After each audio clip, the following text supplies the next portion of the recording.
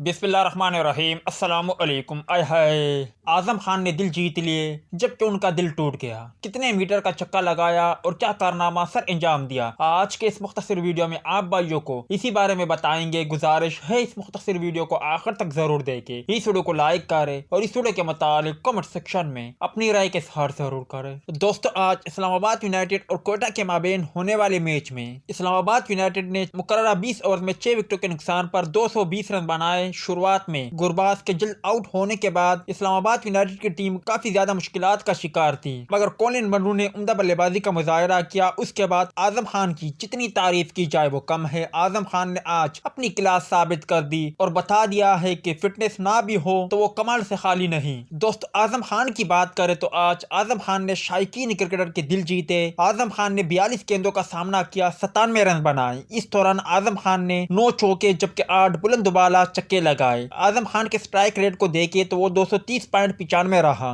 इस दौरान आजम खान ने जो एक चक्का लगाया वो तकरीबन 97 मीटर का चक्का लगाया, जबकि इसके अलावा आजम खान का दिल भी टूट गया क्योंकि बदकिस्मती से आज आजम खान सेंचुरी ना बना सके और वो 97 रन बनाकर आउट हुए। मगर सही मायनों में आज आजम खान ने बता दिया है कि फिटनेस सब कुछ नहीं होता, बल्कि बल्लेबाज में दम होना चाहिए। आज मोइन खान भी आजम खान की बल्लेबाजी देखकर शायद अब दीदा हो जाए क्योंकि आजम खान आज सेंचुरी ना बना सके।